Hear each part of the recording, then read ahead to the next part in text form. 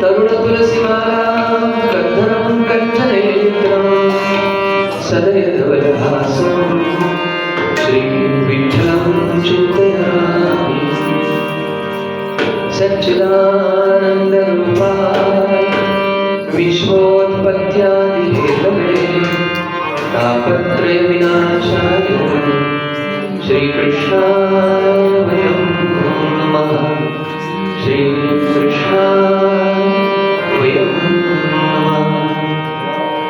जयाञ्जयेया स्मरणं भूय सकलविद्यांचे अधिकरण तेजी बंधू श्रीचरण श्रीगुरूंचे आधारले आपले संभाळण्याले वरी वैसौ पावले श्रीगुरूंचे ते नमस्कारो आता पुंडलिक वरदा हरी विठ्ठल श्री ज्ञानदेव तुकाराम पंढरीनाथ भगवान की जय। सर्व संतन की जय। जय जय वीर समर्थ।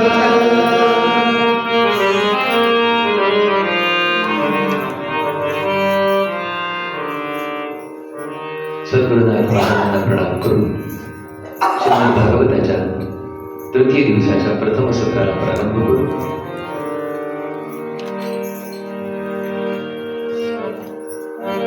भगवान वराह अवताराला येतात। रसातळाला गेलेल्या पृथ्वीचा उद्धार करतात।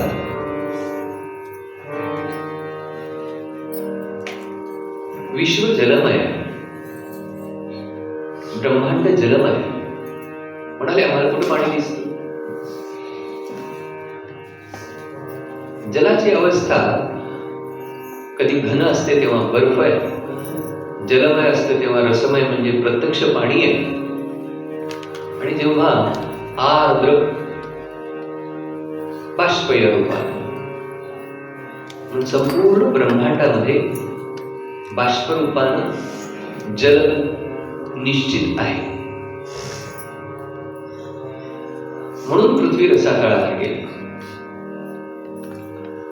अवकाशामध्ये अधांतरी असणारे ग्रहगोल नक्षत्र प्रचंड वस्तुमान असताना सुद्धा स्वतःभोवती आणि सूर्यमालेत आणि सूर्यमाला तिच्या दीर्घिकेभोवती आकाशगंगेभोवती, आकाशगंगा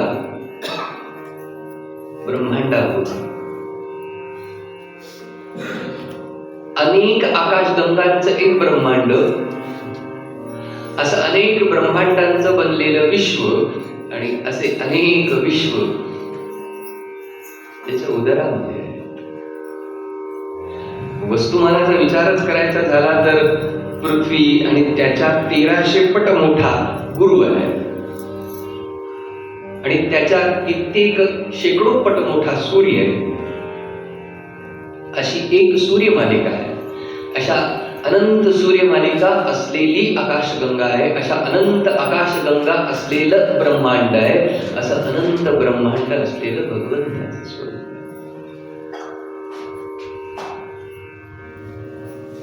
जसं विश्वातलं जल आपल्याला दिसत नाही, ब्रह्मांडातलं जल आपल्याला दिसत नाही, कारण आपली दृष्टी ती सूक्ष्म अवस्था पाहू शकत नाही। आपल्या दृष्टीच्या काही मर्यादा आहेत, त्यात सूक्ष्मता, पाण्याची वाफ होईपर्यंत पाहता येतं, वाफेचं रूपांतर जे आभ्रामध्ये होतं ते पाहता येत नाही। त्याचप्रमाणे स्थूल दृष्टी जी आहे ती अत्यंत मर्यादित आहे। त्या स्थूल दृष्टीमध्ये फार फार तर आपल्याला दूरवर असलेले चंद्र, सूर्य, ग्रह, नक्षत्र, तारे डोळ्यांनी बघता येतात। त्या पलीकडे असणारं जे स्थूलत्व आहे, त्या पलीकडचं स्थूलत्व आपल्या दृष्टीत मावत नाही। हे सगळं कशाकरता समजून घ्यायचं? कार्यकारण भाव समजून येण्याकरता समजून घ्यायचं। म्हणाले आम्हाला दिसत नाही. आम्हाला दिसत नाही म्हणजे अस्तित्वात नाही का? सूक्ष्म दृष्टीनेही आम्हाला दिसत नाही आणि स्थूल दृष्टीनेही आम्हाला दिसत नाही म्हणजे अस्तित्व नाकारण्याची काय गरज आहे? म्हणून अनुमान प्रमाण, ज्या अर्थी प्रकाश आहे त्या अर्थी प्रकाशाचा कुठेतरी उदय आहे आणि ज्या अर्थी प्रकाशाचा उदय आहे त्या अर्थी चैतन्य आहे. आता इथे आपल्याला सूर्याचा प्रकाश अनुभवता येतो. मग इथं बसल्यानंतर आपण असं म्हणू का की सूर्य नाही आणि सूर्यापर्यंतच जायला हवं? सूर्याच्या प्रकाशाच्या अनुमानानं सूर्याचं अनुमान करता येतं. चैतन्याच्या अनुमानानं त्या चैतन्य स्वरूप परमेश्वराचं अनुमान करता येतं. सर्वाघटी राम देहादेही वेगळा, सूर्यप्रकाशक सहस्ररश्मी. अतिशय सोप्या सोप्या शब्दात तत्वज्ञान आपल्याला संतांनी दिलेलं आहे, पण त्या तत्वज्ञानाकडे आपली दृष्टी या पद्धतीची नाही की हे तत्वज्ञान विज्ञान समजून देणार आहे. हे तत्वज्ञान विज्ञान समजून देतं आणि हे विज्ञान जोपर्यंत आपण उकलवून घेत नाही तोपर्यंत परब्रह्म परमात्मा तत्वाची आपल्या पातळीवरती जाणीव, आपल्या अनुभवाला आपल्याला प्राप्त करता येत नाही. साधना लागते, अभ्यास लागतो, प्रक्रिया. आणि मग अवतारवादांचं चिंतन जेव्हा सुरू होतं तेव्हा काहीतरी डोक्यामध्ये भ्रम येतात की अगोदर पाण्यातला होता, मग जमिनीवरचा होता, मग अर्धा पाण्यातला, अर्धा जमिनीवरचा आला, मग अर्धा माणूस, मग अर्धा प्राणी बनला, मग अर्धा माणसाचा, मग पूर्ण माणूस बनला. सगळे भ्रम काढून टाकला. या प्रकारचं तत्वचिंतन आपल्याकडे नाही. आम्ही परब्रह्माचे अंश स्वरूप आहोत, अमृतपुत्र आहोत, ब्रह्मपुत्र आहोत, मनुपुत्र आहोत. मनु स्वयंभू मनु आणि स्वयंभू असणाऱ्या ब्रह्मदेवाचा पुत्र म्हणून स्वयंभू असं संस्कृतमध्ये नाव तयार होण्याची पद्धती आहे. जसं कौरव कसं तयार झालं? कुरुची मुलं म्हणून त्यांना काय म्हणतात? कौरव. पांडव नाव कसं तयार झालं? पांडूची मुलं म्हणून पांडव. भार्गव भृगूची मुलं म्हणून भार्गव. स्वयंभूचा मुलगा. आता मनुची मुलं म्हणून काय तयार होईल सांगा बरं? लक्षात, मानव हे मनुच्या मुलांचं नाव आहे. मानवता नाकारली की मनुला नाकारणार आणि जोपर्यंत मानवता आहे तोपर्यंत मनु काही तुमच्या डोक्यावरचा जाणार नाही, कितीही मनुस्मृती जाणार. आणि मनुला किती नाकारा, मनुवादी तुमची वादी तुटून जाईल, पण मनु काय जाणार नाही. मनु कसा जाईल? मानव, मनुची मुलं. पण मानव शब्दाची व्युत्पत्ती अजून एका प्रकाराने सांगते. तिथे नव शब्द आहे आणि अगोदर मा, मग उपसर्ग असं जर त्या माला मानलं तर नव म्हणजे नूतन आणि इकडं मा उपसर्ग म्हणजे नकार, नव्याचा नकार. म्हणजे याचा अर्थ असा की नव्यानं काहीही तयार झालं नाही, जे आधी काळापासून आहे तेच राहिलं. मानव, पुन्हा नवा नाही. म्हणजे जी काही उत्क्रांती आहे डार्विनची ती इतकी हास्यास्पद आहे की त्याला काही अर्थच नाही. तुम्ही किती शाळेत शिका, मार्क मिळवा, मार्क मिळवण्यापुरता डार्विन चांगला. वा, अगदी तोंडपाठ करून जा डार्विन, पण व्यवहारवादाच्या दृष्टीने म्हणा, अध्यात्मवादाच्या दृष्टीने डार्विन उपयोगाचा नाही. या परब्रह्म परमात्मा तत्वानं जेव्हा मानव शरीराची निर्मिती केली किंवा मानव शरीर त्यापासून जे प्राप्त झालं त्यामध्ये त्याला पुन्हा काही अपडेट करावे लागले नाही, ऍडव्हान्स काही करावं लागलं नाही, त्याला ऍडव्हान्स मॉडेल आणावं लागलं नाही. हे मॉडेल जरा विचित्र आहे, त्याच्यात आपण काही अपडेट, एक मॉडेल जरा वेगळं आहे, याच्यापेक्षा आपण काही वेगळं करू, त्याच्यात ऍडव्हान्स काहीतरी करू. यात आता आम्ही नवीन फीचर्स टाकलेले आहेत. जेन जी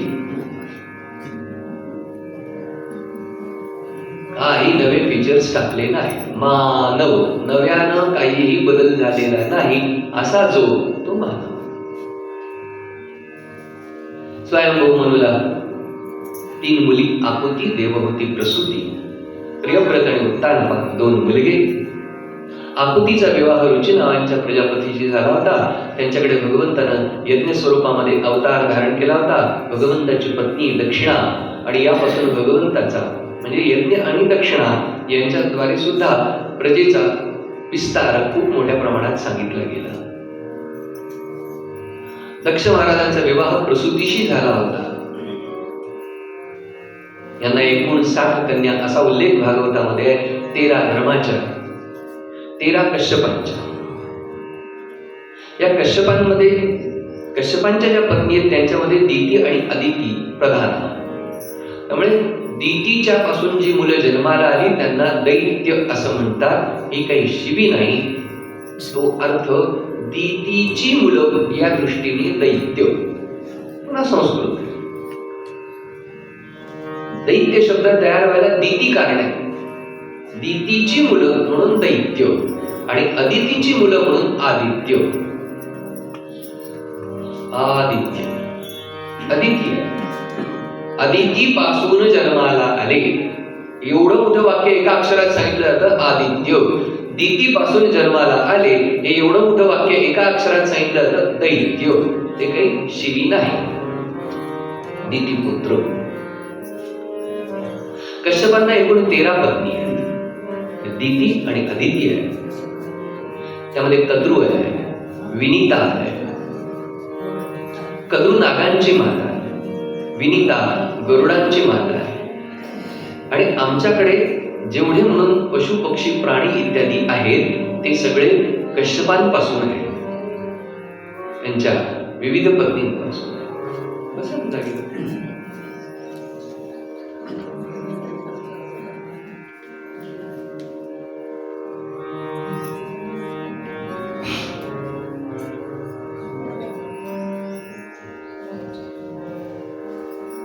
त्यामध्ये महिषा, शशका, रुरु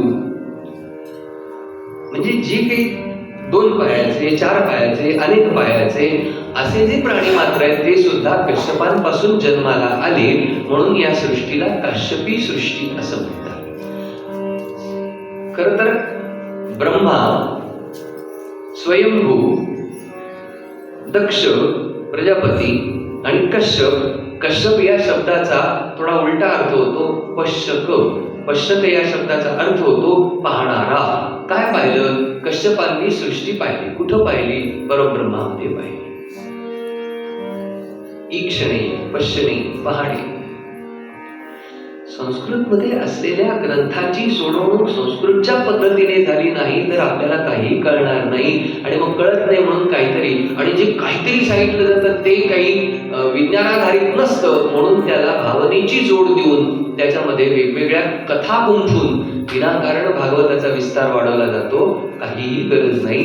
संस्कृतोद्भव असणाऱ्या गोष्टी संस्कृतच्या पद्धतीने सोडवल्या की त्यातला अर्थ यथार्थ जसा आहे तसा आणि योग्य विज्ञानाधारित आपल्यापर्यंत पोहोचतो.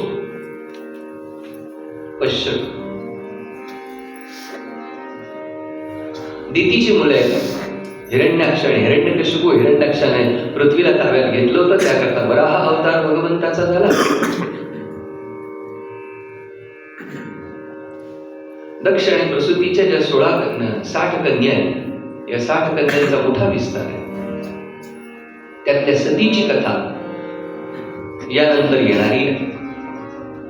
आता जी 3री कन्या आहे तिचं नाव आहे देवहूती. या देवहूतीचा विवाह कर्दम नावांच्या प्रजापतींशी झालेला होता. प्रजापतीगण यापूर्वी जो उल्लेख केला त्यामध्ये पुलह, पुलस्त्य, क्रतु, भृगु, वशिष्ठ, अंगिरा, मरीची, दक्ष, रुची इत्यादी प्रधान. मग कर्दम कुठे आहेत? तर कर्दमांबद्दल असं सांगितलं तर कर्दमांचा जन्म ब्रह्मदेवाच्या छायेपासून झाला. आता ही समाधी भाषा आहे. भागवताची भाषा समाधी भाषा आहे. भागवताचा प्रत्येक अध्याय संपल्यानंतर त्या अध्यायाखाली जी ओळ असते त्याला पुष्पिका असं म्हणतात. अध्याय संपल्याची नोंद. जसं गुरुचरित्रात वाचतो, इति श्रीमद गुरुचरित्र कथा कल्पतरू परमकथा कल्पतरू सिद्धनामधारक संवादे असं म्हणतो की नाही. अध्याय संपल्यानंतर त्याला पुष्पिका असं म्हणतात. किंवा गीतेमध्ये ओम हरिओम तत्सदिती श्रीमद भगवद्गीतासु उपनिषत्सु ब्रह्म, याला पुष्पिका असं म्हणतात. अध्याय संपल्यानंतर अध्यायाचा उल्लेख करणारा, नामोल्लेख करणारा जो छोटासा भाग आहे त्याला पुष्पिका असं म्हणतात. तशी जी भागवताच्या अध्यायांची पुष्पिका आहे त्यामध्ये इति श्रीमद्भागवते महापुराणे पारमहंस्यां संहितायां असा उल्लेख आहे. पारमहंस्या म्हणजे परमहंसांची संहिता, आणि परमहंस योगी आणि परमहंसांची संहिता असल्यामुळे ही समाधी भाषा आहे. याला थोडंसं आपल्याला डिकोडिंग करावं लागतं. ही सहजासहजी उलगडणारी भाषा नाही. आणि जसा शब्द तिथे वापरलाय तसा संस्कृतच्या शब्दाचा शब्दार्थ पाहिला की आपल्याला श्लोक समजला असं होत नाही. मग काय शब्द वापरला?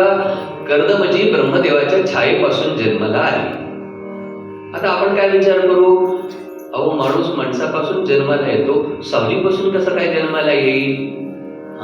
मग आता आपलं काय झालं, भागवतातल्या श्लोकामध्ये सावलीपासून जन्माला आले असा उल्लेख आहे आणि आपण मग तसाच शब्दशः अर्थ घेतला, सावलीपासून जन्माला आहे.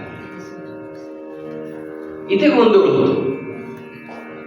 मग ब्रह्मदेवाची जणू सावली, कर्दमची ब्रह्मदेवाची जणू सावली.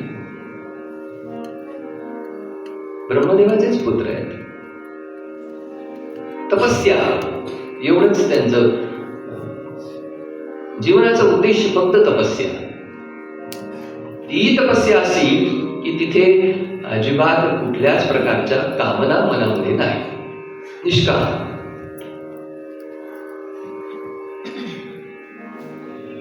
भगवंतावरती प्रेम करावं आणि ते प्रेम करणं माझं जणू कर्तव्य आहे, आणि त्यामुळे मी भगवंतावरती प्रेम करेन, तपश्चर्या करेन.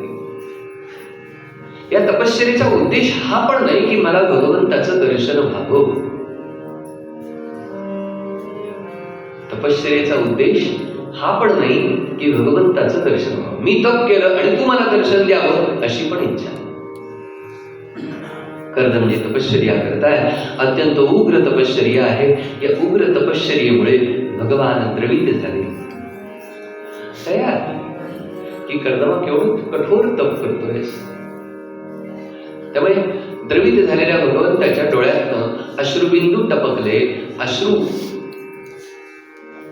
बिंदू रूपानं झाले. त्याचं सरोवर झालं, त्याचं तळ तयार झालं. प्रत्यक्ष भगवंताला एवढी दया आली की केवढी कठोर तपश्चर्या. त्या सरोवराला बिंदू सरोवर असं म्हणतात, नारायण सरोवर असं म्हणतात. पश्चिम दिशेला मरुस्थानी, वाळवंटा, भृगुकच्छ, बडोज, पार सुदूर पश्चिम कोपऱ्याला हे नारायण सरोवर आहे.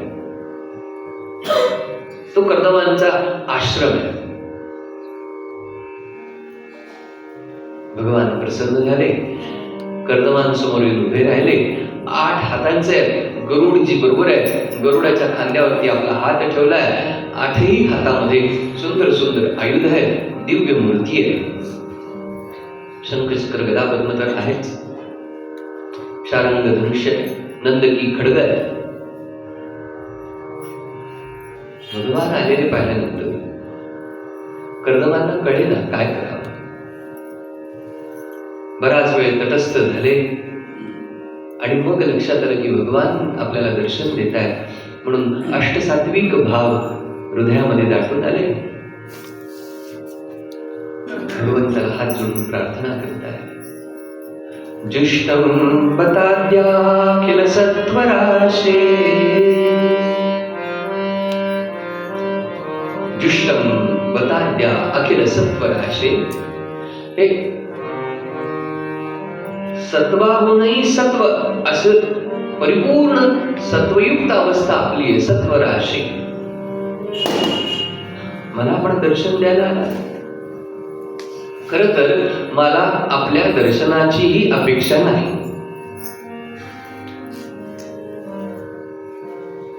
अपूर्व स्तुती केलेली आहे कर्दमांनी.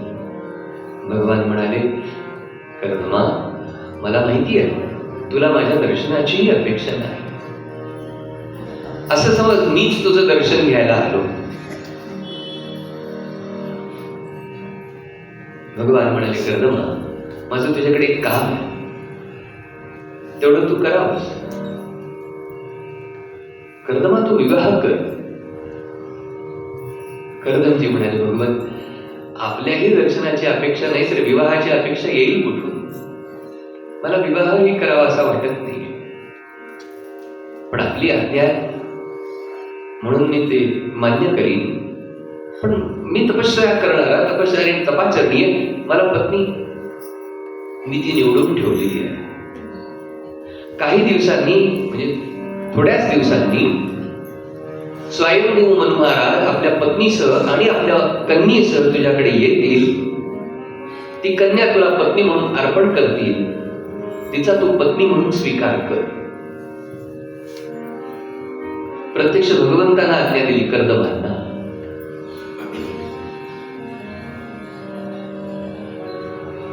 भगवान अंतर्धान पावले. कर्दमांनी त्या दिशेला नमस्कार केला आणि कर्दम पुन्हा तटस्थ झाले.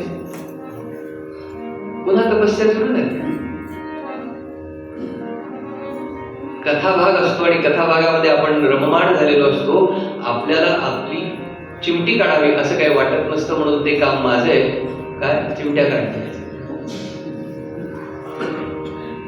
यदा कदाचित आपल्या तपश्चर्येला असं भगवान प्रसन्न झाले असते आणि त्यांनी आपल्याला वरदान दिलं असतं, तर आपण आसन गुंडाळलं असतं आणि म्हटलं असतं, आता काम झालं, चल.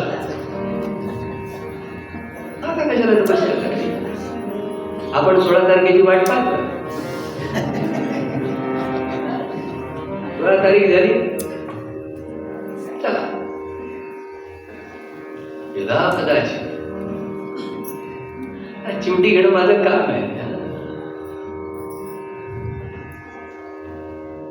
तपस्या तशीच सुरू राहिली. स्वयंभू म्हणून आपल्या रथामध्ये आपल्या पत्नीसह आले, शतरूपा महाराणीसह आले, आपल्या मुलीला देवहूतीला घेऊन आले.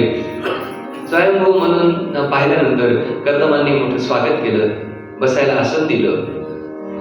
आश्रम सागर, दर्भाचं आसन. स्वयंभू म्हणून महाराज पृथ्वीचं शासन करणारे पण दर्भाच्या आसनावरती बसले. माता शत्रुपा महाराणी दर्भाच्या आसनावरती बसल्या. देवहूती मातेला आसन दिलेलं होतं, पण देवहूती मातेनं आसनाला हात लावलं, पण बसल्या नाही, दूरवर उभ्या राहिल्या. कर्दमजी म्हणतात की महाराज, आपण काही माझा आश्रम पाहायला आलेला नसणार, पर्यटनाला आलेला नसणार, आपल्या मनात काय ते सांगा. स्वयंभू म्हणून म्हणाले की मी माझ्या घरी लाडाकोडाने वाढवलेली ही माझी मुलगी देवहूती तुम्हाला पत्नी म्हणून अर्पण करायला. कर्दमजी म्हणाले, महाराज, माझ्या काही अटी आहेत, त्या यांना जर मान्य असतील तर मी त्यांच्याशी विवाह करीन. आतापर्यंत काही न बोलणाऱ्या देवहूती माता म्हणाल्या, तात, आपल्या वडिलांना म्हणाल्या, स्वयंभू मनूला म्हणाल्या, तात, आपल्या होणाऱ्या जावयाला विचारा, माझ्याही काही अटी आहेत, त्या मान्य असतील तर मी विवाह. कर्दमजी म्हणाले, आनंद आहे. माझी अट एवढीच आहे, मी तपस्या करणारा आहे, तपस्याच करीन आणि तपस्या करीन, या पलीकडे काही करणार नाही. एवढं तुम्हाला मान्य असेल तर तुम्ही माझ्याशी विवाह करा. देवहूती माता आपल्या वडिलांना म्हणतात की तात, त्यांना विचारा, मी स्त्री आहे, मला स्त्री सुलभ भावभावना आहे, त्यांचा तुम्ही आदर कराल का? आणि माझी एक शेवटची अट आहे, तुम्ही मला न विचारता संन्यास घ्यायचा नाही. कर्दमजी म्हणाले, त्यांना विचारा तपश्चर्येचं काय? देवहूती माता म्हणाले, तपश्चर्येची काही अडचण नाही. मग म्हणाले, तुमच्या या अटींची मला काही अडचण नाही. तुम्हाला जर तपश्चर्येची अडचण नाही तर मलाही तुमच्या अटींची अडचण नाही. मग आपला विवाह होऊ शकतो. कर्दमजी सांगतात स्वयंभू मनु महाराजांना की मी यांच्याबद्दल ऐकलंय. या एवढ्या सौंदर्यवती आहेत की देवता विमानातनं आपल्या राजवाड्यावरनं जात असताना या राजवाड्याच्या टेरेसवरती, अट्टालिका म्हटलं तर कळणार नाही, टेरेस म्हटलं तर राजवाड्याच्या अट्टालिकेवरती या चेंडू खेळत होत्या आणि त्यांना पाहिल्यावरती देव विमानातनं बेशुद्ध पडली. एवढ्या सौंदर्यवती. आणि त्यांना तुम्ही माझ्यासारख्या दरवाजा आसनावर बसणाऱ्या, झाडाखाली बसणाऱ्याला पत्नी म्हणून द्यायला कळते का? नुसती गोष्ट म्हणून इकडनं इकडं नाही द्यायला पाहिजे. देवहूती मातेला कर्दमांच्या तपश्चर्येची अडचण नाही, कर्दमांना देवहूतीच्या स्त्रीसुलभ भावभावनांची अडचण नाही. आणि दोघांचाही उद्देश एकत्र येण्याचा अत्यंत सात्विक असा आणि म्हणून दोघेही जण एकत्र आले. दोघांचा विवाह झाला. या विवाह प्रसंगामध्ये कुठल्याही प्रकारचा गाजा वाजा बँड बाजा नव्हता.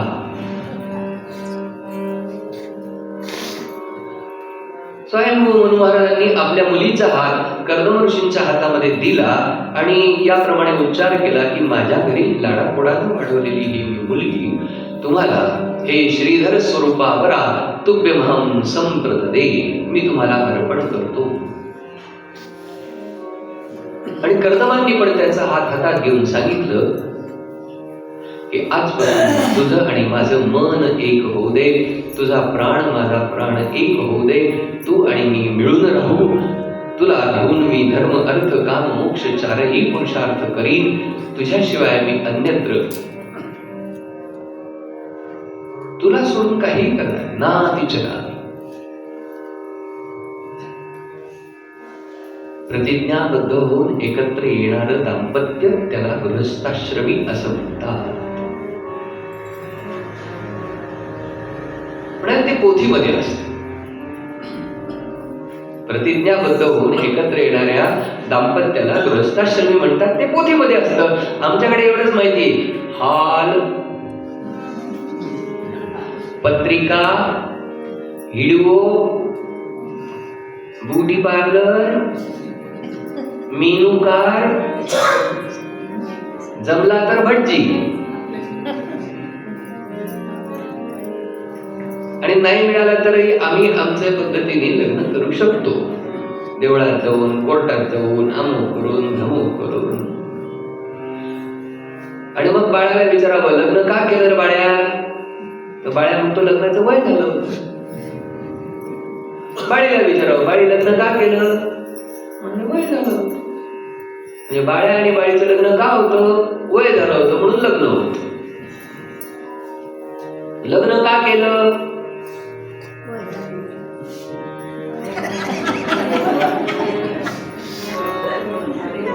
हाऊस म्हणून लग्न केलं. आता त्या व्हॉट्सअप पंडित तर काय विचारू नका, मी सुद्धा व्हॉट्सअप पंडित आहे.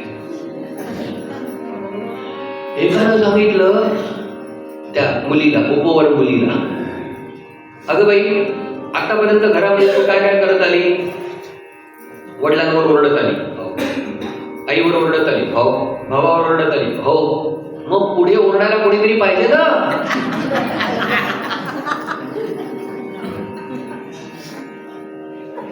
म्हणून लग्न केलं. एक म्हणाला, त्याला विचारलं आता तुझ्या आयुष्यात काय बदल झाला? तुझं लग्न झालं. म्हणाले पहिले आई कामाला लावायची, आता ही कामाला लावते.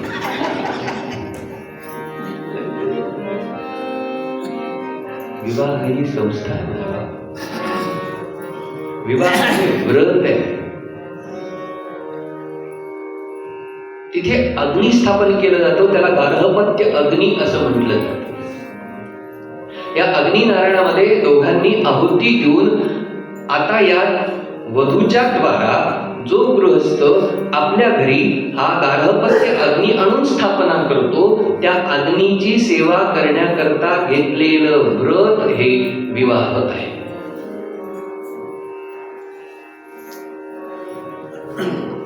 काहीतरी तिसरीकडनं येतं सांस्कृतिक आक्रमण, मग पाश्चात्य, मग इकडचे मग तिकडचे काहीतरी विचित्र मत डोक्यामध्ये येतात आणि मग आपल्या असणाऱ्या अस्सल विचारांचा योग्य तो परामर्श न झाल्या कारणानं नको त्या सगळ्या गढूळपाण्याचं प्रदूषण करून घेतात आणि मग आहे ती सगळी सुंदर उत्तम व्यवस्था मोडीत काढतात. का म्हणून? कुटुंब संस्था म्हणाले, हल्ली माझा विवाह संस्थेवरती भरोसा नाही. तुझा काय भरोसा आहे?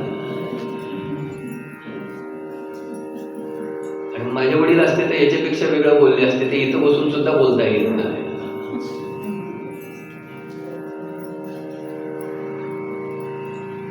कुठे चालवतो अक्कल? कशा करता? आम्ही आमचे मोठे झालेलो आहोत, आम्हाला आमचं समजतं. मग आतापर्यंत तुमची जाऊ द्या, आतापर्यंत तुमची सगळी धुणी धुतली तेव्हा काय अक्कल आली होती तुम्हाला? आणि अजूनही धुणी धुता येतात का नाही ते कळत नाही. आणि आम्ही आमचे मोठे झालो, नको त्या खेड्यांच्या नादी लागू नये. त्यांना जीवन प्रगल्भ होणार नाही. म्हणून असलेली व्यवस्था, असलेला विचार, असलेलं मूल्य समजून घेऊ. कशा करता गार्हपत्य अग्नीची स्थापना करायची? गो, विप्र, अतिथी यांची सेवा करण्याकरता, आल्या गेल्याची, पै पाहुण्यांची, आजूबाजूच्या जे काही आपल्या आजूबाजूला वापरतात पशु पक्षी प्राणी इत्यादी, त्यांची सेवा करण्याकरता गार्हपत्य अग्नीची स्थापना करून गृहस्थाश्रमी व्हायचं असतं. दोघांची हौस म्हणून गृहस्थाश्रमी होता येत नाही, व्हायचं नसतं, होऊ नये. कारण तिथे दोन परिवारांचं एकत्रीकरण आहे, दोन वंशांचं एकत्रीकरण आहे. वंश सातत्याबद्दल काय विचार केलाय आपण? कारण जो मूळ विचार आमच्या संस्कृतीमध्ये होता, आर्यवैदिक धर्मामध्ये होता, त्या वंश सातत्याला आम्ही अजिबात विचारात घ्यायला तयार नाही. आणि मग वेगवेगळी संशोधनं झाली की मग त्याच्यानंतर विचार करायचा की हो असं असतं का? का पाहिलं जातं एवढं सगळं? का केला जातो विचार एवढा? ती केवळ दोघांची हौस आणि दोन शरीरांची गरज म्हणून? अजिबात तसं नाहीये. मूळ गोष्ट समजून घ्या, तेव्हा पुढे जा. काय काय चुकूचेष्टा त्या विवाह प्रसंगामध्ये वधूला उचलून घेतात, वराला उचलून घेतात.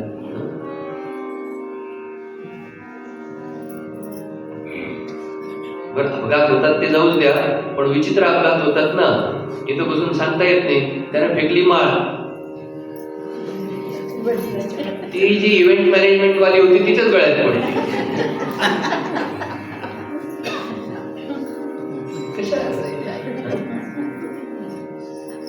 मुहूर्ताचा तर काही विचारूच नका, ते अजिबात.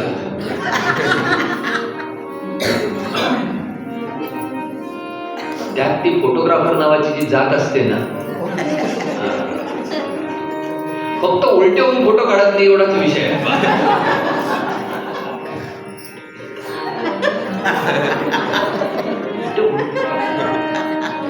नवरा बायकोला उलट करत नाही एवढा. ते नातेवाईक परेशान, भटजी परेशान, सगळे परेशान, याला आवरा रे. ते तू खांद्यावर हात ठेव, ती जाते फोटोग्राफरची.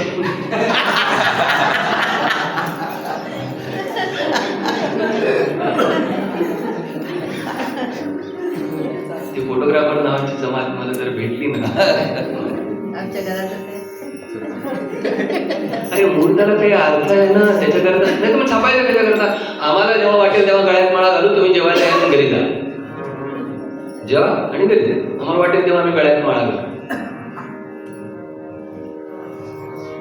त्यात आणखी एक नवीन म्हणजे वेगळा जो गमतीचा भाग येतो आपल्याला सांगतो. आपलेच विरोधाभास आपल्याला विनोद वाटतात म्हणून सांगतोय. इथं मंत्र म्हणायचे असतात आणि ते मंत्र आपल्याला येत नाहीत ना म्हणून गुरुजी बसवलेलं असतं, आणलेलं असतं विचार. तोही मारून बघून ब्रह्मचारी बनलेला असतो. आता यांची गरज आहे म्हणून मंत्र म्हणून.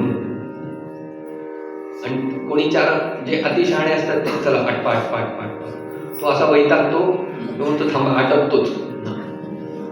जे काम तासभराचं असतं तो 10 मिनिटात ओळखतो. आणि मंत्र काय, काही मंत्र वराने म्हणायचे, काही मंत्र वधूने म्हणायचे. काही मंत्र वराने म्हणायचे, काही मंत्र वधूने म्हणायचे. आणि म्हणतो हा, त्याचा अर्थ सांगू का तुम्हाला? आजपासून तू आणि मी एक होऊ, आजपासून तुझं मन माझं मन एक होऊ दे, आजपासून तू आम्ही आणि एकत्र राहू, तुझी आणि माझी संतती वाढू दे. हा फक्त आता लागून बसतो. हे कुठं? हे जाणत्या नेमत्या ब्राह्मणाच्या लग्नात. त्याच्यावरची कडी काय? हे जाणत्या नेणत्या ब्राह्मणाच्या लग्नात. बाकीच्यांचा तर विचारच नको. ज्या ब्राह्मणाला मंत्राचा काहीतरी कळतो त्यानं हे वाटोळं केलेलं आहे, तर त्याच्या पुढच्या लोकांचा तर विचारच नको. हौस वाटली का आपल्याला? खेळ वाटला का आपल्याला? कर्दमांच्या विवाहाच्या निमित्तानं हा विचार करायची वेळ आहे. विवाह असतो कसा?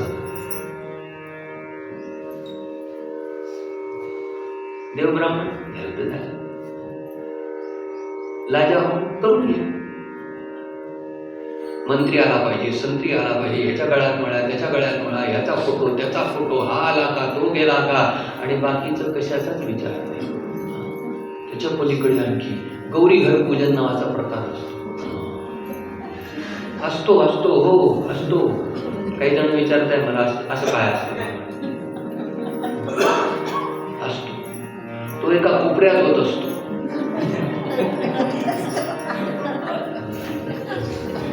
आहे की नाही विरोधाभास? मला सांगा.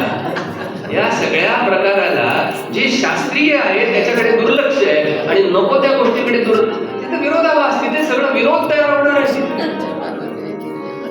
तिला सांगितलं असतं, बाई तुझा संसार सुखाचा व्हावा म्हणून पार्वतीची तू याप्रमाणे पूजा कर आणि त्या पार्वतीला तू प्रार्थना कर की आता मी बोल्यावर उभी राहणारे, तुझा जसा शिवशंकर पती प्रिय तसा मला माझा पती प्रिय होऊ दे, मी त्याला प्रिय होऊ दे. यासाठी ती गौरी हर पूजा करायची असते. ती कशी करते ते तुमचे व्हिडिओ तुम्ही पहा.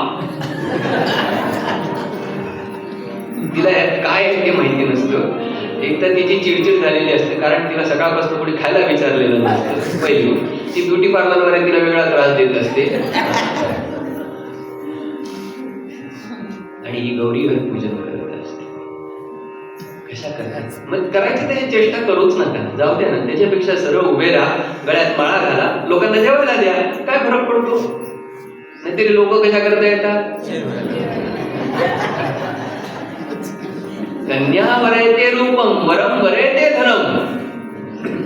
लोक म्हणाले मुलगी किती सुंदर दिसते ते पाहायला. कन्या वरयते रूपम. मुलगा काय करतो? किती कमवतो? वरम वरयते धनम. आणि म्हणाले वराडी भोजनप्रिया. लग्न कोणाचं चांगलं? ज्याच्याकडे भोजन चांगलं. म्हणाले मुलगी जरा दिसायला काळी, मला काय करायचं? तो काहीच करत नाही हो, त्याला काय करायचं? आपल्याला फक्त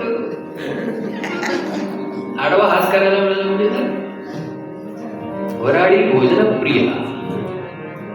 कशा करतात मला सांगा?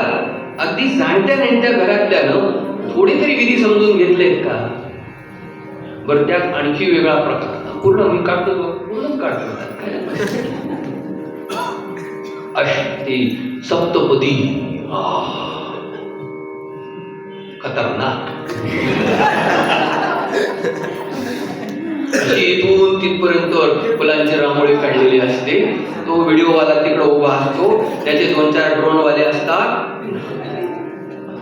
ते नातेवाईक असे गर्दी करून भाड्याने आणून उभे केलेले असतात. त्यांना त्याच्यात सकाळपासून नाश्ता मिळाला नाही म्हणून फुलं टाकायला उभं केले. आणि परत नेमकं नको तेव्हा फुलं टाकून देतात.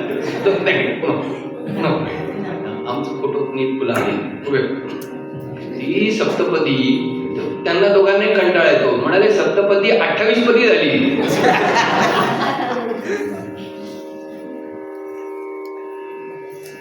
मग सांगा, आपल्या सगळ्या गोष्टीची कुचेष्टा सर्वसामान्य लोक. याचे आणखी एक प्रकार आहे, तो सांगूनच टाकतो. भिक्षावळीचा प्रकार. नाव व्रतबंध. लग्नाचं सांगितलं का, आता व्रतबंधाचं सांगतो. नाव व्रतबंध आणि त्यात असते भिक्षावळ. तुमच्या मुलाचे झाले का? म्हणजे लक्षात घ्या, आता लक्षात घ्या. आणि त्यात भिक्षावळ घालायची असते. आणि त्या भिक्षावळीला कमीत कमी 5 साड्या लागतात.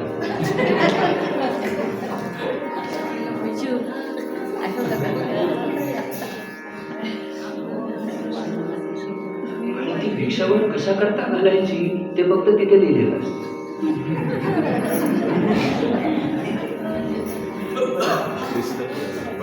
तिथे लिहिलेलं आहे. आणि वरती बाकीचे जे काही त्यांनी जर समजा येऊन सांगितलं, मला असं नसतं, त्यांना जरा शांतपणाच करतात, त्यांना जरा तुम्ही बाजूला न्या. आणि अरे त्याला व्रतबंध करून गुरुगृही शिक्षणाकरता पाठवायचे, म्हणून भूक लाडू तहान लाडू त्याच्या बरोबर द्यायचे. तो तिथे जाईल, तर शिकेल. आता आईला सोडून मुलगा शिकायला जाणार आहे, या आईने नाचून त्याला पाठवायचंय का ती?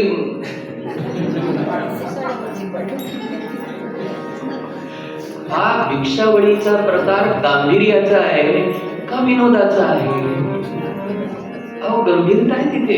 ते बाळ आता गुरुगृही जाणारे शिक्षण, जरी आता तो तसाच्या तसा गुरुगृही जात नसला तरी त्या व्रतबंधामधला तो विषय असा आहे की आता त्याला शिक्षणाकरता पाठवायचं. त्यात हौस. 5 साड्या. गणपती विसर्जन काही विचारू नका. कशा काय? अहो, मला स्वतंत्र भागवत करायला लावा या सगळ्या प्रकारावर. विसर्जन नाव काय आहे? विसर्जन म्हणजे निरोप देणं आहे की नाही? आता मी एक काम करतो, तुमच्याकडे पाहुणा म्हणून येतो, तुम्ही मला नाचत नाचत पोचवायला घे. चालले आमचे पाहुणे, चालले आमचे.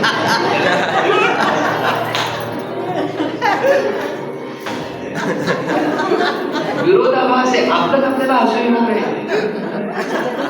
अरे तो 10 दिवस आला, पुन्हा पुढच्या वर्षी येणार आहे. काय 1.5 दिवस, 2 दिवस, 5 दिवस, 7 दिवस, 10 दिवस, तो पुढच्या वर्षी येणार आहे. त्यात तो गंभीर प्रकार आहे. आता कोणालाही निरोप देताना आपलं मन भरून येतं आणि नाचत आहे.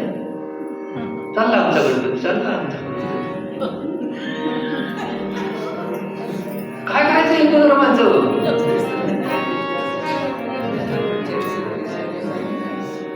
कशाचं गांभीर्यच म्हणून जर ठेवायचं नसेल तर कशा करता ते देव धर्म आपल्याला हाताशी घ्यायला पाहिजे. म्हणून पहिल्या दिवसापासून बोलतोय, समजुतीतला देव फेकून द्या आणि देवाबद्दलची समजूत नीट करून घ्या.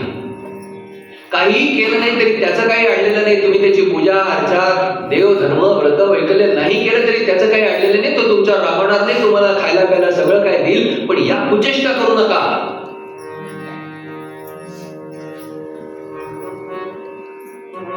आणि याच्याकरता तुम्ही आम्ही जे सत्वयुक्त विचार करणारे लोक आहोत त्यांनी तो विचार पक्का ठेवा. आमच्याकडे असं होणार नाही, आम्ही याप्रमाणे वागणार नाही. आमच्याकडे झालेले गुणधर्म कुळाचार हे शास्त्रशुद्ध पद्धतीने होतील आणि याच पद्धतीने आम्ही करू. हा फापट पसारा आम्ही आमच्या अवतीभोवती आणणार नाही. आपण विचार करा, आपण वागा. आणि कुठेतरी प्रवाहाला थांबवणारी लोक, बेट निर्माण व्हावे लागतील. ते फॉरवर्ड करणारा जर कोणी मध्ये असेल ना, तो थांबवतो, आपोआप थांबवतो, तो पाठवत नाही, तो फिल्टर करतो. हे हा कचरा मला पुढे पाठवायचा नाही. तसा आम्हाला हा जो कचरा आमच्या आजूबाजूला निर्माण झालेला आहे तो कचरा पुढे वाहवत न्यायचा नाही, त्याला आम्हाला फिल्टर करायचं, आम्हाला बाजूला करायचं. शुद्धता, स्वच्छता, सात्विकता. आणि सात्विकतेमध्ये सुद्धा सोहळे होतात ना, किती गोड सोहळे होतात, किती आनंददायी सोहळे होतात. सात्विकतेत सोहळे होत नाहीत अशातला काही भाग नाही. सात्विकतेमध्ये आनंद नाही अशातला काही भाग नाही. सात्विकतेमध्ये कोणी नृत्य गायन करू नका अशातलाही भाग नाही. पण देवाधर्माच्या निमित्तानं, त्या अधिष्ठानाच्या निमित्तानं जी तुम्ही स्वतःची फसवणूक करून घेता आणि त्या अधिष्ठानाची फसवणूक करता, त्यातनं कोणाचं भलं होणार नाही. कित्येक प्रकार आपल्याकडे आपण असे घेऊन आलेलो आहोत की ज्या प्रकारांना शास्त्रामध्ये कुठेही आधार नाही. आणि म्हणून असं वाक्य आपल्याकडे सांगितलं जातं की शास्त्रात रूढीर बलियसी. आणि रूढी निर्माण करणारा समाज असतो, शास्त्रानं निर्माण केलेलं नाही.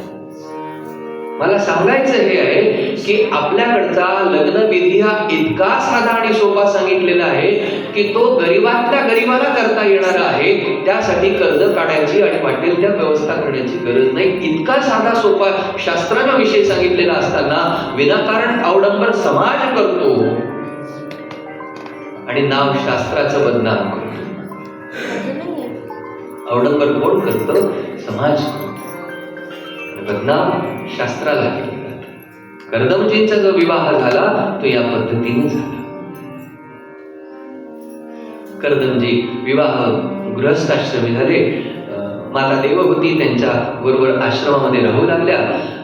बघा, स्वयंभू म्हणू महाराज जो पृथ्वीचा एकछत्री सम्राट आहे त्याच्याकडे वाढलेली मुलगी एका तपस्व्याकडे आली. तिनं हाही विरोध केला की अहो बाबा आपण कुठे, हे कुठे. तिनं हा विचार केला की ज्या अर्थी माझ्या पित्यानं माझ्याकरता ही व्यक्ती निवडलेली आहे त्या अर्थी यामध्ये काहीतरी वेगळं उद्देश आहे. गंमत सांगतो आपल्याला.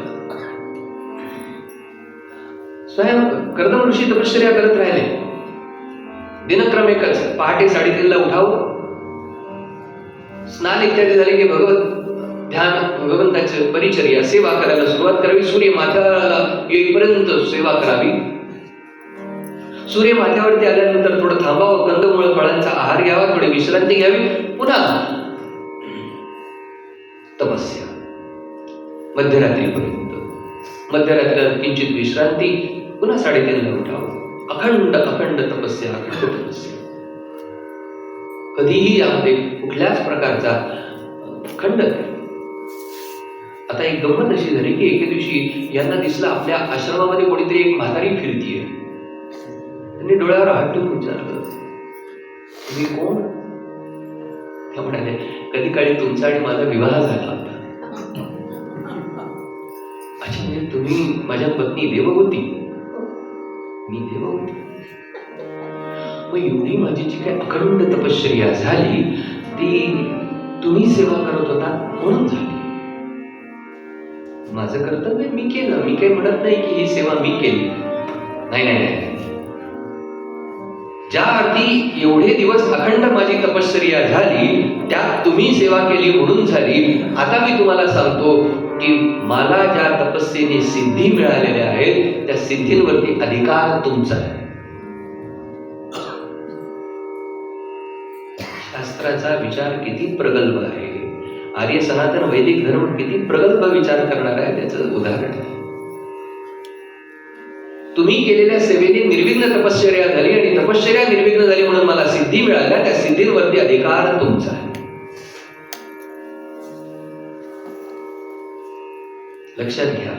कशासाठी एवढं सगळं मी आपल्याशी चिंतन केलं त्याचं कारण हे आहे की गृहस्थाश्रम आणि व्यवस्था, विवाह संस्था आणि व्यवस्था याप्रमाणे आहे की पुरुषानं कर्तव्य कर्म करावी, पुरुषानं पुरुषार्थ करावा, पण केलेल्या पुरुषार्थातनं मिळालेलं यश, विजय पत्नीचा. तो यश विजय पत्नीचा असतो. प्रत्यक्ष रामालाही ऋषीमुनींनी ऐकवायला कमी केलेलं नाही, कारण सीतेला नैमिषारण्यात ऋषीवर वाल्मिकींकडे पाठवून दिलं, सीतेबद्दल त्याग केला आणि त्यानंतर अश्वमेध यज्ञ करायचा आहे तर म्हणाले आपण अश्वमेध यज्ञाला पात्र नाही. म्हणाले का? आपली पत्नी नाही. धर्म संकटात अडकले भगवान श्रीराम. एकीकडे प्रजेच्या मनात सीतेबद्दल आक्षेप आहे आणि मी राजपदी आहे, तर मी राजपदाचा अधिकार वापरून सीतेला माझ्याबरोबर कसं घेऊ गृहस्थाश्रमात? म्हणून गृहस्थाश्रम असताना राजपदावरती असणाऱ्या व्यक्तीनं कोणीतरी सीतेबद्दल आरोप केला म्हणून सीतेचा त्याग केला, राजपदाला न्याय द्यायचा म्हणून. आणि अश्वमेध यज्ञ करायचा झाला तर यांनी आपत्ती केली, आपण अश्वमेध यज्ञाला लायक नाही कारण आपण पत्नीचा त्याग केला म्हणून. दोन्ही आपल्याला फक्त अर्धच माहिती आहे, सीतेचा त्याग, पण सीतेच्या त्यागाबद्दल आपत्ती करणारे ऋषीमुनी माहिती नाही. मुद्दा हा आहे की पत्नी धर्म. देवी भागवतामध्ये हा उल्लेख आहे की पुरुषाच्या धर्म कार्यामध्ये त्याची सहकारिणी असते पत्नी, आणि पुरुषाकडनं धर्म करून घेण्याची जबाबदारी आहे पत्नीची.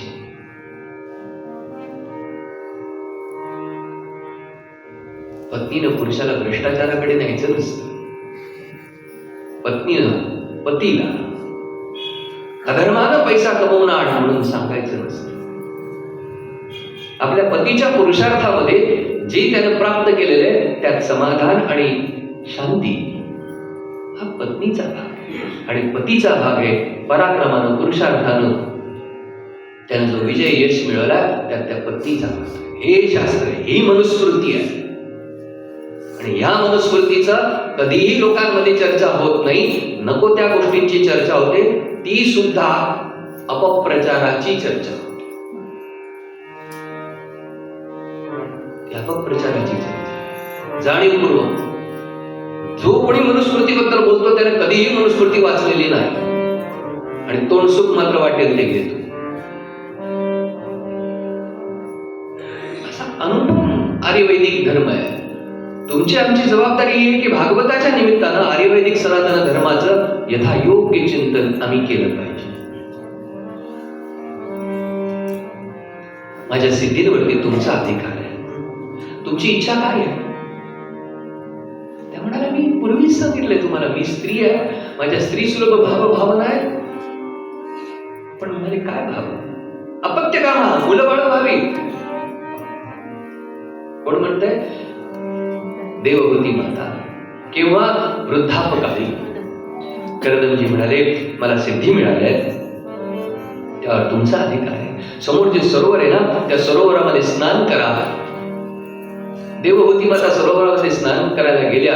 हजारो दासदासी त्या ठिकाणी भेटल्या. त्या दासदासींनी यांना सुंदर नाहूमाको घातलं. सरोवरात स्नान करून जेव्हा त्या बाहेर आल्या तेव्हा नवयौवन संपन्न झालेल्या होत्या. त्यांची काया बदलून गेलेली होती. नवतारुण्य प्राप्त झालेलं होतं. तपानं सिद्धी मिळतात. तपाची फलश्रुती सिद्धी असं अजिबात नाही, पण सिद्धीशिवाय होतच मिळतातच. कर्दमांनी पण त्या सरोवरामध्ये स्नान केलं तर वृद्ध असणारे कर्दम नवतरुण झाले. आता कर्दमांनी सुंदर विमान तयार केलं. या विमानाचे अर्धा अध्याय वर्णन आहे. आता ही जी काही पद्धती ना ही आमच्या पुराणांची पद्धती आहे मनोरंजन करणारी. की विमान असं होतं, विमान तसं होतं, विमानातलं बसण्याची व्यवस्था अशी, झोपण्याची व्यवस्था अशी, आहाराची व्यवस्था, विहाराची व्यवस्था, विमानात पुष्करणी, विमानात सुंदर कारंजी, विमान त्याला वातानुकूलित, आणि विमान मनाप्रमाणे उडणारं, मनाप्रमाणे जाणारं. आता हे मनोरंजन आहे. याला शब्दशः घेण्याची काही गरज नाही. या विमानामध्ये बसून दोघांनी विहार केला. जी आपण ऐकलेली नाहीत अशा सुंदर सुंदर वनांमध्ये गेले. सूरसदने, पुष्पभद्रके, नंदनवने विहार केला. आणखी एक गैरसमज आपला काढून टाकतो तो हा की ऋषीमुनी म्हटल्यानंतर त्यांचं केवळ जीवन हे भस्माचे पट्टे लावणं आणि तपश्चर्या करणं एवढंच आहे, अजिबात नाही.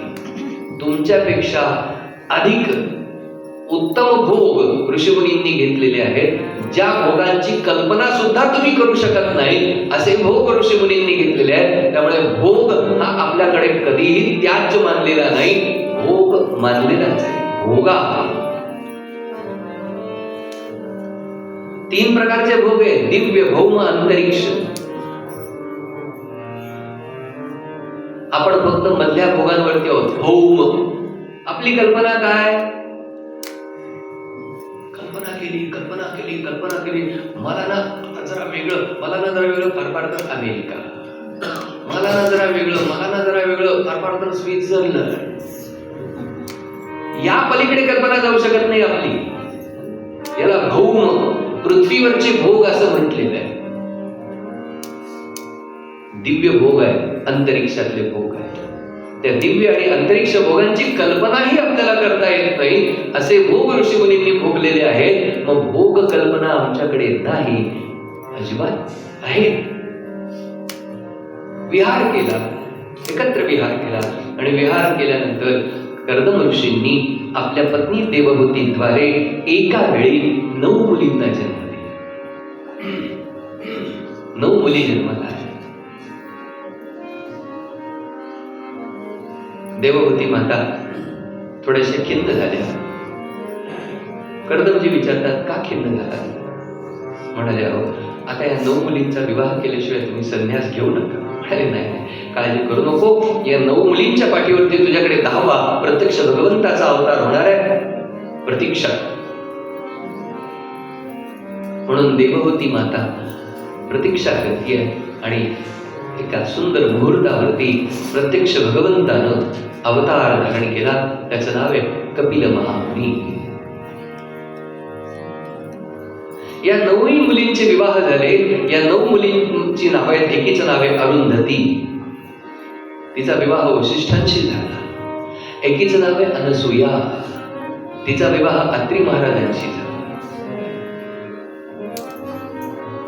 9 प्रजापती गणांशी या 9 मुलींचा विवाह झाला.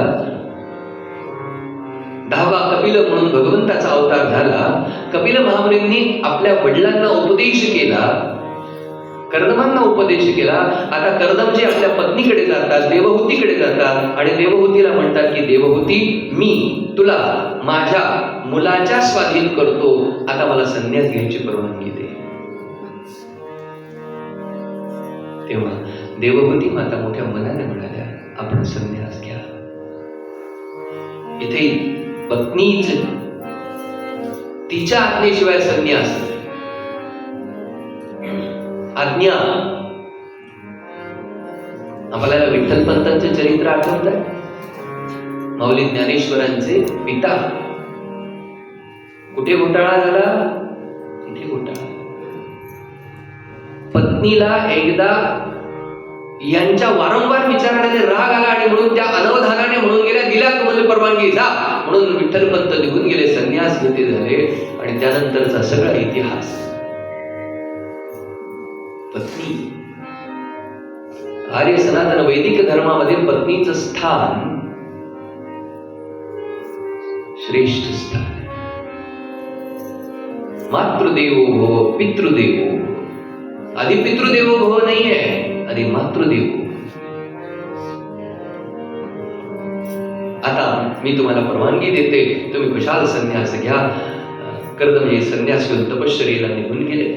कारण आपण भोग भोगले, तपाचा उपयोग भोगा करता केला, त्यामुळे तपाने मिळालेल्या सिद्धी भोगात वाया गेल्या. आता पुन्हा तप करा. सिद्धी वापरू नये, कधीही वापरायची नाही.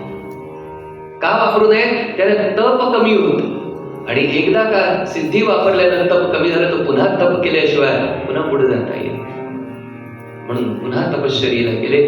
आता आश्रमामध्ये 2च जण आहेत, देवहूती माता आणि कपिल महामुनी. तेव्हा कपिल महामुनी आणि देवहूती मातेचा सुंदर संवाद होणार आहे. फार विस्तारानं आपल्याला हा संवाद सांगत नाही, कारण पूर्व कथेचा विस्तार अधिक झाला. म्हणून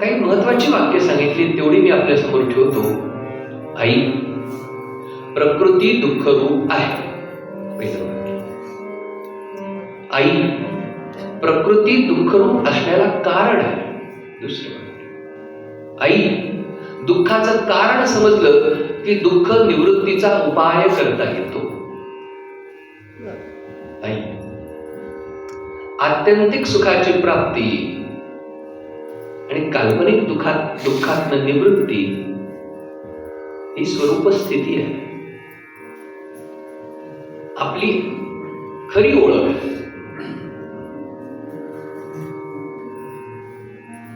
आई म्हणाली, मग या आत्यंतिक सुखाच्या अनुभूती करता मी काय केलं पाहिजे? आई, माझी भक्ती केली पाहिजे. मी अगदी मुद्दे आपल्या समोर ठेवतो.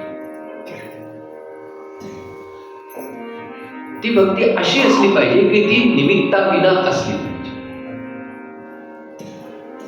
जो कोणी निमित्ताविना माझ्यावरती प्रेम करतो तो मला अतिशय आवडतो. कपिल महामुनींनी शब्द वापरले, अनिमित्ता भागवती भक्ती सिद्धेर गरीयसी. अनिमित्ता. आपला गैरसमज असतो की आपण भक्ती करतो, पण भगवंताने त्यामध्ये जी काही अट घातलेली आहे ती अट ही आहे अनिमित्ता. आणि मग आपण आपला विचार करा, आपण निमित्ताविना काही करतच नाही. आपण सगळं निमित्तानं करतो. अमुक व्हायला पाहिजे, तमुक व्हायला पाहिजे, हे व्हायला पाहिजे, ते व्हायला पाहिजे. इतकंच काय, मला जो प्राप्त झालेला देह आहे, हा देह योग्य रीतीने सुटावा म्हणून तेव्हा आपली कृपा. निमित्त. सांसारिक निमित्त तर आहेतच आहे. मुलगा होऊ दे, अमुक होऊ दे, तमुक होऊ दे, नोकरी लागू दे, धन मिळू दे, बंगला, अमुक सांसारिक निमित्त.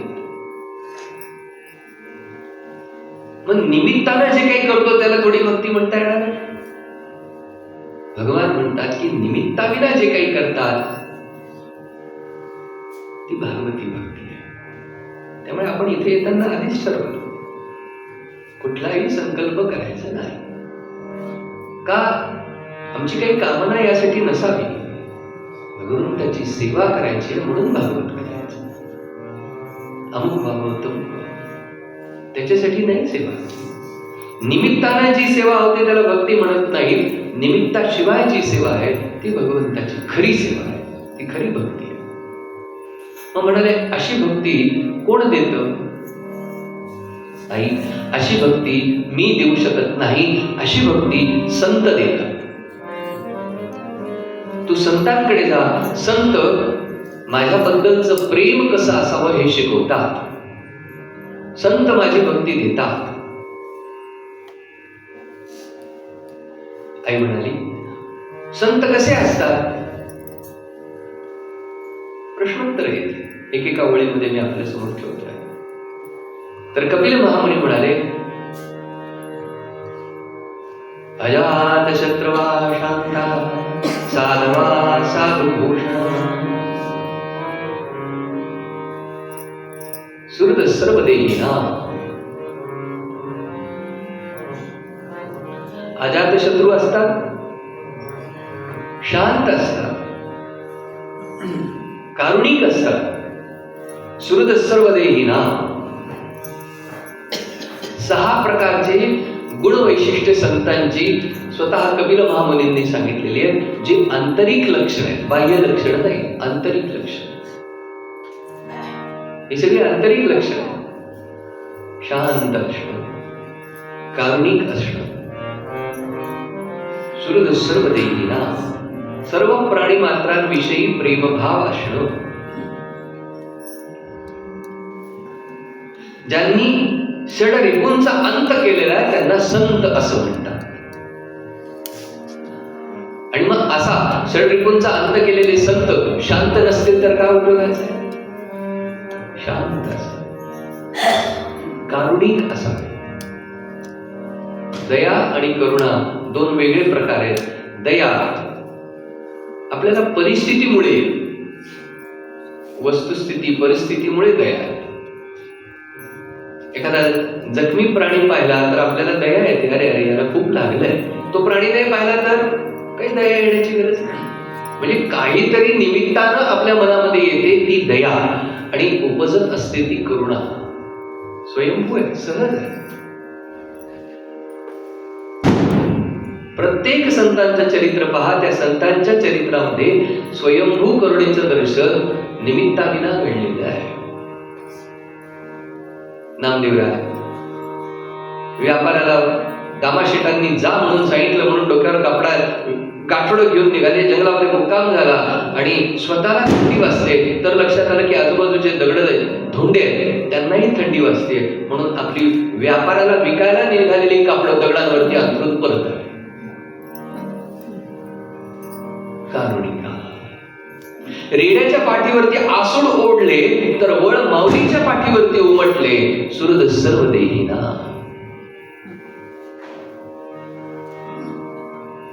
रेडा आणि मी वेगळा नाही. कसा? तत्वानं. समता देहानं येत नाही मायबाप हो, समता आंतरिक असावी लागते. समता आंतरिक असावी. एका व्यक्तीनं गाईला चारा घातला, कुत्र्याला शिळी भाकरी घातली, घोड्याला चंदी दिली आणि स्वतः ताटात अन्न घेऊन जेवायला बसला तर तो समतेनं वागला. म्हणजे गाईला चाराच द्यायला हवा, कुत्र्याला भाकरीच द्यायला हवी, घोड्याला चंदीच द्यायला हवी. कारण त्याच्या भुकेचा परिचय आहे, त्याच्या भुकेचा परिचय आहे. त्यालाही अन्नाची गरज आहे. त्या अन्नाच्या गरजेच्या परिचयाशी जी समानता आहे त्याला समानता म्हणतात. ती आंतरिक समानता आहे. नाही तर ताट भरून अन्न घोड्याला घेऊन गेला, ये रे घोड्या खा. एक गंमत सांगतो, तुम्हाला गमती आवडतात म्हणून सांगतो. शहरात एक सून आली होती गावखेड्यात. आता सुनबाई सासूबाई म्हणाल्या, अगं बाई आज मी बाहेर जातीये, तू गाईला पाणी पाच. सुनबाई दॅट स्मार्ट. तिने ट्रे मध्ये ग्लास भरला,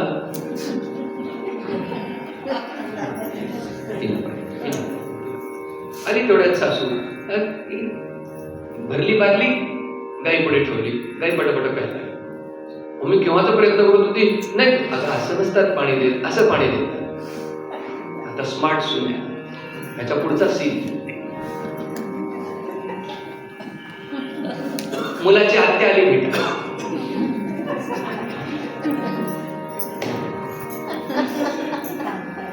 सासूबाई म्हणाला पाणी म्हणाले, सकाळी बोलले खाल्ले, आपण ट्रे मध्ये पाणी घेऊन आलो.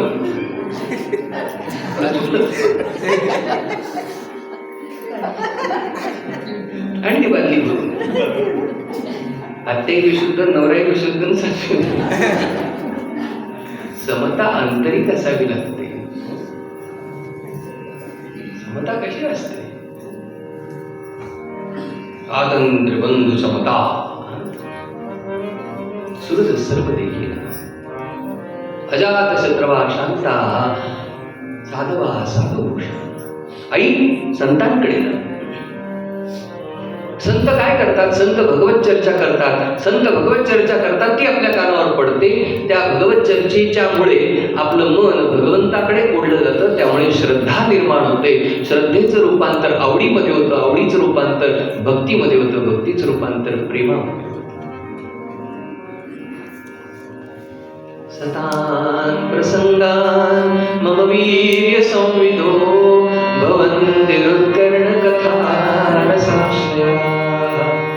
तंजोषणादाश्वपवर्गवर्त्मनि श्रद्धा रतिर् भक्तिर् अनुक्रमिष्यति. श्रद्धा निर्माण होते, श्रद्धेचं रूपांतर आवडीमध्ये होतं, आवडीचं रूपांतर प्रेमामध्ये, भक्तीमध्ये होतं, भक्तीचं रूपांतर प्रेमामध्ये. श्रद्धा आणि श्रद्धा आस्तिक्य बुद्धी. श्रद्धा श्रवणानं निर्माण होते. ऐकल्याशिवाय नाही होत, ऐकावं लागतं. आई संतांकडे जा. आई विचारते, हा जे देह मिळालेला आहे, या देहामध्ये काय विशेष आहे, ज्याचं सर्वश्रेष्ठ असं देहामध्ये काय आहे? तर इथे पुरुष आणि प्रकृतीचा विवेक सांगितलेला आहे. त्या देहामध्ये असणाऱ्या 24 घटकांचं चिंतन सांगितलेलं आहे. या 24 घटकांचं संघटन म्हणजे जन्म आहे आणि या 24 घटकांचं विघटन म्हणजे मृत्यू आहे. आपण पूर्वी हा थोडासा उल्लेख केलेला आहे, अजून तो थोडा पुढे नेतो. त्यामध्ये पंचमहाभूत आहेत. या पंचमहाभूतांपासून पंच तन्मात्र आहेत. पुन्हा पुन्हा शब्द ऐकला तो तुम्हाला फोड करून सांगतो. तन्मात्रा या शब्दाचा अर्थ असा, शब्द, स्पर्श, रस, रूप आणि गंध. या पंचमहाभूतांचं वैशिष्ट्य असं आहे की प्रत्येक जण दुसऱ्याचा गुण घेत घेत मोठा झालेला आहे. शब्द केवळ आकाशामध्ये, शब्द हा गुण केवळ आकाशामध्ये. मग शब्दानंतर त्याचा पुढचा गुण आला स्पर्श, तो वायूमध्ये आहे. स्पर्शानंतर गुण आला रस, तो पूर्वीचा शब्द, पूर्वीचा स्पर्श आणि रस असं मिळून बनलं पाणी. म्हणजे पहिल्या दोघांचे 2 गुण आणि आपला 1 गुण असा तिसरा. का 2 वेळा कथा घेतली याचं कारण हे आहे बरं का. नुसत्या कृष्ण कथा नाही मांडायच्या, त्या मांडल्याच जातील. पंचमहाभूत या प्रकारे आहे की प्रत्येक जण आपापला स्वतंत्र गुण आहे आणि पूर्वीच्याचे गुण घेऊन मोठा होत गेलेला आहे. आता आला तेज, अग्नी. अग्नीला स्पर्श आहे, अग्नीमध्ये रसता आहे, रसमयता आहे, अग्नीमध्ये शब्द आहे आणि अग्नीचा स्वतःचा गुण आहे रूप. आता आली पृथ्वी. पृथ्वीला शब्द आहे, पृथ्वीला स्पर्श आहे, पृथ्वीमध्ये रसमयता आहे, पृथ्वीमध्ये अग्नी आहे आणि पृथ्वीचा स्वतःचा गुण आहे गंध. म्हणून या शब्द, स्पर्श, रसरूप, गंध या 5 तन्मात्रा आल्यामुळे ज्ञानेंद्रियांची उत्पत्ती झाली. डोळे, कान, नाक, त्वचा आणि विसर्जनाची 2 स्थान. हे ज्ञानेंद्रिय, कर्मेंद्रिय आहे. 2 हात, 2 पाय, 2 कान. मग पंचमहाभूत, पंच तन्मात्रा, पंच ज्ञानेंद्रिय, पंच कर्मेंद्रिय हे मिळून 20 होतात. आणि अंतःकरण जेव्हा आहे, त्या अंतःकरणाचे 4 भाग, हे 4 घटक आहेत. त्यामध्ये मन, बुद्धी, चित्त आणि अहंकार. एकच अंतःकरण आहे पण त्याचे 4 भाग आहेत. असा 24 भागांचा देह बनलेला आहे, 24 तत्वांचा देह बनलेला आहे.